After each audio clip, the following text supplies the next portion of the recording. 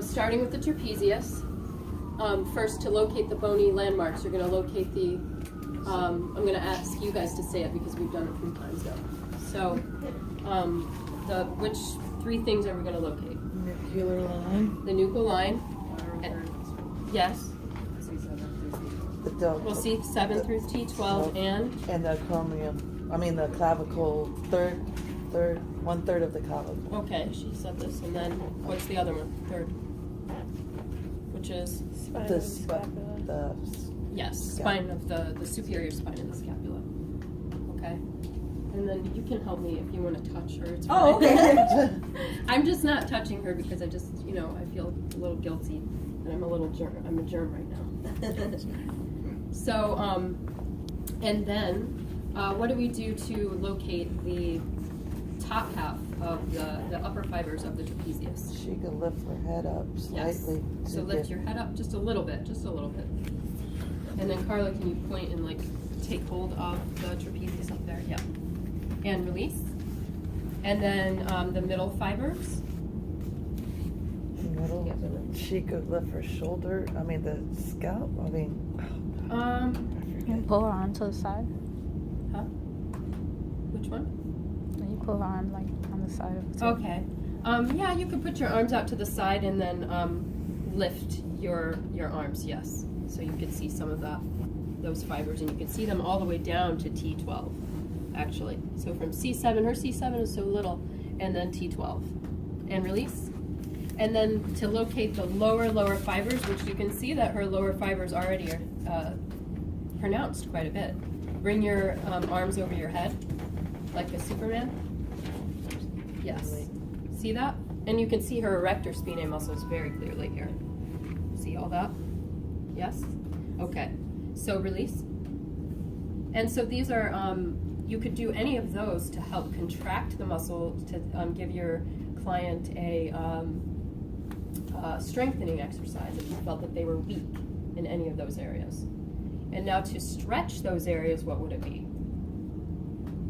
Just be creative, any kind of stretch. Yeah, the opposite direction. So sometimes I'll give them like a cat-cow, like this, because you know the cat-cow where you're on all fours and then you arch your back? So the arching of the back will stretch.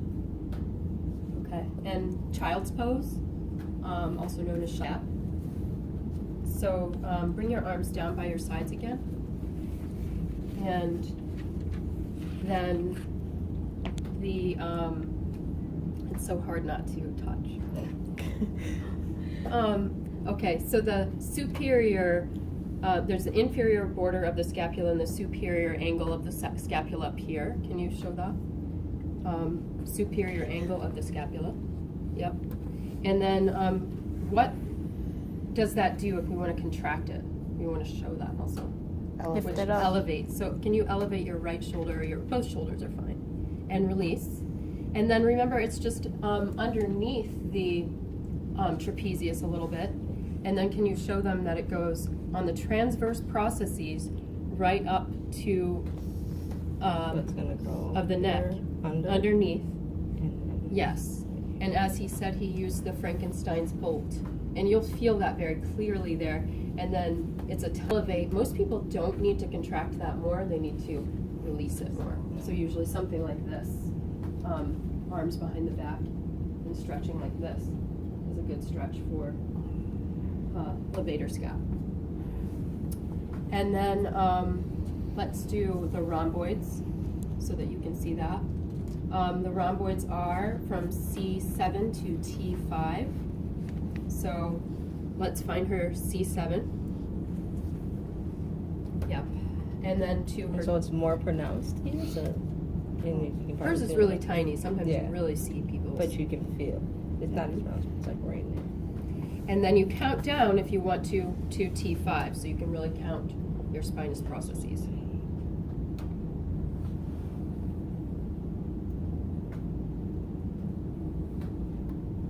Good. 4 or 5. Nice.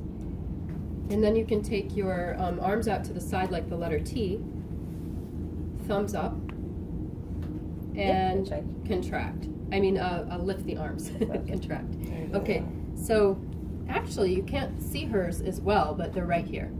They're tiny. And then can you take hold of it and Yeah, so when you were asking for a direction, so Mhm. you see, yeah, they go more the Transverse first way. angle. Got it. And they're usually, you're not going to be able to differentiate the minor and the major. They're usually like one So you usually can tell. one together. So you can use like 2 fingers, or are you gonna have them thing to help you remember sits? Rotator cuff. The superior fossa of the scapula is, can you show them the superior angle of the scapula? You want to find that first, so you find your medial border over here. Yep. Yes. Or you want me to do it from here? Either It's way. Either one. So the medial border and then up to the superior And so angle. you'll feel Just because to, your thumb will go just like right in there. this is just to isolate Or- the scapula. So here, Okay. you take this one out. There we go. Thank you. Oh, that's So good. then you can see it nice. And then the superior angle of the scapula. Yes. And then across the top, you're going to find the fossa. Okay. No, Oh, right here. right, Yeah, so it's a flat surface actually in there. So the flat surface of that area is your the fossa, where the supraspinatus actually lies. And then it goes underneath the acromion, which is here, and then attaches at the greater tubercle on the humerus, as you saw in the video. Okay? And then does anybody remember how to contract it? Contract, well, I know it's To make it less. Shorten. Shorten You you. put the arm out. teres minor, thank you. So go ahead and put your arm back down by your side. Can everybody see, or you want to see from this side now too? So the teres minor is from, I think, can you get your books? Because this is kind of why I wanted to do that, because it's for your benefit. But it's, do you remember that the teres, there's the teres minor and then the teres major? And he clasped hold of the teres major with his hands, so you can take hold of the teres major. Is this not good enough? Yep. And then what, actually the book that I'd rather you have is the trail guide book. Yeah, a couple of you had to show that. Because this way, when we become more familiar with the length, so the medial border, the lateral border, thank you so much. Did you find it? Here. Go ahead and locate the teres major, and then right above it is the teres minor.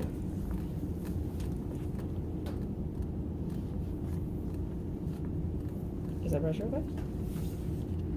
And then where does it attach on the shoulder?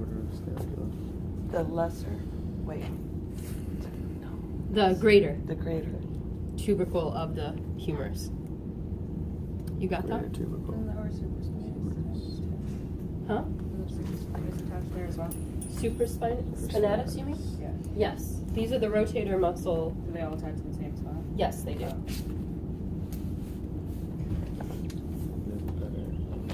And then what do you do laterally?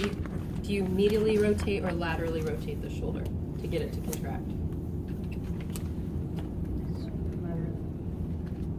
Does it say that? Ask your partner to do it laterally rotating the shoulder.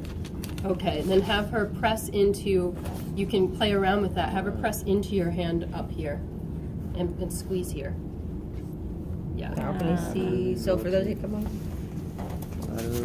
go ahead and press it in. So can you see this pop up more? Nice.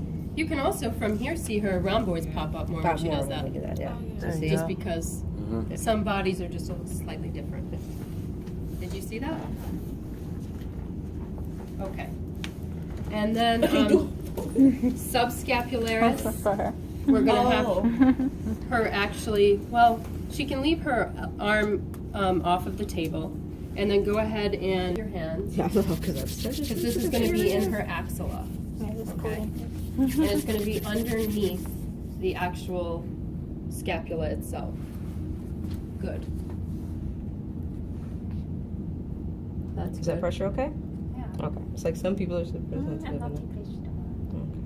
And then remember that the bigger fibers that you're gonna run into first are the latissimus, but then right underneath it, when you start to feel the bone underneath, that's where all of your subscap is. It's the strongest muscle of the shoulder. So you'll know it when you run into it. Yeah. And really make sure that your fingernails are short. And also, oh yes, that's very good. Really make sure. Can you put your hands back? there, and then I just want her to, which I'm gonna have you guys when you practice, you're gonna feel this.